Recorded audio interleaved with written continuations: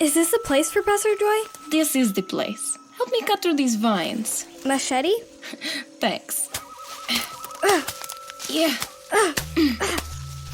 Is that what I think it is? That it is, Gabby. The doorway to the lost palace of Lopu. Oh, no. I was talking about this soda bottle. Who would have thought that litter could get way out here in the jungle? Yes, indeed. You don't think someone else got here first, do you? I don't know. Let's investigate. So, how old do you think this place is, Professor? It's hard to tell.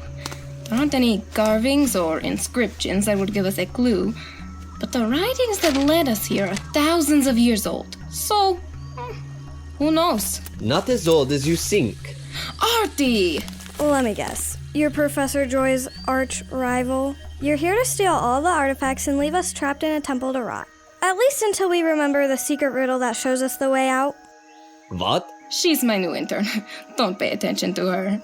Wait, if you're not here to cause trouble, then why are you here? Joy and I are research partners. We are going to meet up here. I just happened to get here first. So is this your soda bottle? Soda? Oh, it must have fallen out of my backpack. You really should be more careful. Trash is no joke when it comes to keeping our rainforest clean. She has a point, Artie. It was an accident. Did you bring the radio? Yup, it's right here. Cool. Start it up. Hey, guys. Hi, Joy. Welcome to Mr. Jacobs' hangout site. Thanks. It's been a while since I've logged on. Anything happening with you two? Yeah, homework. Whoopee. It's not all that bad, Artie. It's Saturday. I could be doing something fun, but instead I have to write this dumb paper. What's your paper on, Artie? Ancient cities in South America. That actually sounds really interesting. Maybe, but sometimes teachers can take the most interesting things and somehow make them boring. That's true. What are you working on, Gabby? Oh, I've got English homework. I have to watch a movie and write down all the important parts of the story. You get to watch a movie? For school? That's an assignment I could get behind. Yeah. You want to trade? I don't think that's how it works, Artie. Yeah, I don't know anything about South America. Welcome to the club. What about you, Joy? What's your homework about? Oh, well, I was hoping Mr. Jacobs would be around to help me. It's a little difficult. Is it math? No, it's social studies. Oh yeah, that can be a hard one. What social studies? It's hard to explain. It's basically about how people live together, the way that they are different, and how all that works. No wonder you need Mr. Jacobs' help. Yeah. Do you know if he's planning on logging on today? His profile says that he's logged in, but it looks like he's busy doing something right now. He might be back any minute though. Well, I guess I can do some research while I wait. And we can listen to the radio too.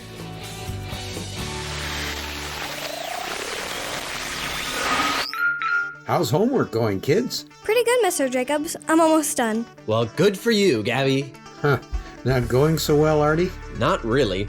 Do you know some good sites where I can look up stuff about South America? South America. Interesting. I'll send you a couple links. Mr. Jacobs, I was wondering if you could help me with a homework assignment. Oh, well, I suppose, Joy. Do you need some links to websites too? Well, I tried looking it up online, but after a while, I thought I'd be better off talking to you about it. Really? That's pretty flattering. What's the problem? My teacher wanted us to write our papers on problems in the world today, and the one I got assigned was hate speech. Hate speech? I see. That's a good topic to write about. Yeah, but what is it? Everyone on the internet seems to say things that are totally different. Whatever it is, it doesn't sound very good. I agree, Gabby. Though there are many ways to describe it, I think hate speech means words or actions that encourage people to dislike or mistreat others. Huh. But my teacher said that this was a big problem. I don't think I've ever heard anyone doing anything like that. It's not always obvious, and sometimes we can even do it without realizing. Wait, we can hate people without realizing? I wasn't exactly thinking of it that way, but I suppose that is the root of it all. In verses like Luke 6:45, Jesus tells us that the things that we say show what's inside our hearts. If we say mean and hurtful things, even as a joke, it's probably because that's how we really feel deep down. And even if it isn't, it still hurts people, and that's not good. I think you're right, Gabby. And even if we aren't saying mean things to others, if we are saying mean things about them, then we are spreading bad thoughts to more people. And that can not only be unkind, but in some situations, it can even be dangerous. Dangerous? Yeah, if enough people don't like someone, it doesn't take much for them to get hurt. I still don't think I understand. I might have a script about that can help. I'll be right back.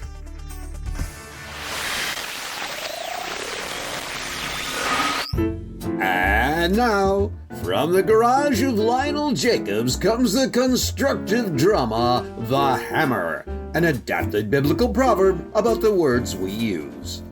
Once upon a time, in the small town of Pine Meadow, there was a construction site. All right, stay behind the line, people. This isn't a playground. We've got serious building to do. The foreperson, was Miss Daniels, and she ran a tight ship. Hey, you, where's your hard hat? Here, I don't want to see you around here without it. On the day of our story, two builders were just coming to the site for the first time. I'm Oscar. And I'm Lisa. We just finished building school. She means we graduated. The school was already built. I think they knew that. All right, enough chatter. We're not paying you to construct sentences around here. And so the two workers got to their tasks. At least, they started to. Oscar eventually got bored. You know, this is a little boring. Can I level with you? What do you mean? Don't get me wrong, Miss Daniels is my complete support. But let's face it, it's really hard to screw this job up. You don't say. If you don't mind, I think I'll keep working. The day passed slowly, and Lisa dutifully kept to her tasks. Oscar, on the other hand, tried to keep himself entertained. Here we go. What are you doing? I call it advanced hammering. I got the nail started in that wall over there, and I'm trying to nail it in by throwing a hammer at it.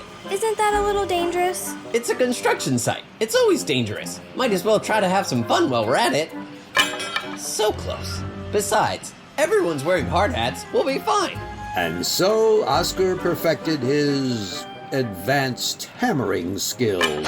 It wasn't the most efficient method of putting nails in a wall, but it was entertaining. And now backwards. I really don't think this is a good idea. Sure it is. If this works, you can say you saw the whole thing. Here we go. Oscar threw the hammer as hard as he could, and as it soared through the air, Lisa could tell it was not going to hit the nail. Oh no. In fact, it veered to the left and went right out through the window. Oh boy. The hammer spun dangerously as it flew straight towards a little girl who was walking by on her way home from school. Ah! Fortunately, something moved in front of her, shielding her from the danger. Phew! My God! Who did this? Uh-oh. Yikes. To make a long story short, Lisa worked on the house until it was done. She was paid well and was hired all over the countryside and eventually started her own construction business. That's great. What about me? Oscar did not finish the house. He found himself getting a job driving people around the city far away from hammers. It's not a bad life. I did learn my lesson though. And that is? The moral is, words are very powerful. They can do a lot of good, but they can also do a lot of damage. We need to be careful to watch what we say and keep those words under control. If we don't, we can possibly hurt someone, just like a guy throwing hammers around. Not bad. Thanks!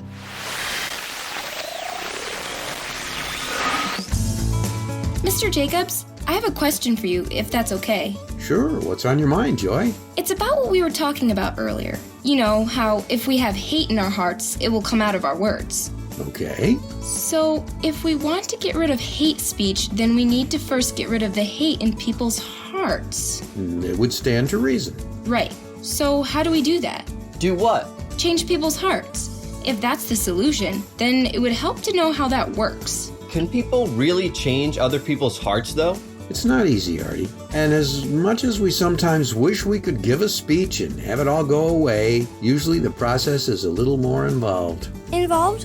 What do you mean, Mr. Jacobs? Hate isn't usually something that people can just forget or get talked out of. Often it's something that has been built on years of lies and hurt and pride, and these things need to be taken care of in order for hate to disappear. So to get rid of hate, we need to fix the stuff that causes the hate first? Exactly, Gabby. And like it says in Matthew 7, before we go telling others that they need to let go of hatred, we need to first take care of our own issues, getting rid of our own pride, making sure we forgive those who have hurt us, and realizing the truth that God loves everyone. All of this seems pretty familiar. It reminds me of that part of the Bible where it talks about what love is. Patient, kind, delights in the truth. 1 Corinthians 3. Yeah, so basically what you're saying is we need to learn how to love in order to forget how to hate. Crazy. But that's how it goes. It's not that hard to figure out. If we want to get rid of a bad thing, we need to use a good thing. Instead of using words that hurt others and make them feel like they aren't loved, we should only use words that build each other up. That's a Bible verse, isn't it? Ephesians 4:29. I thought so.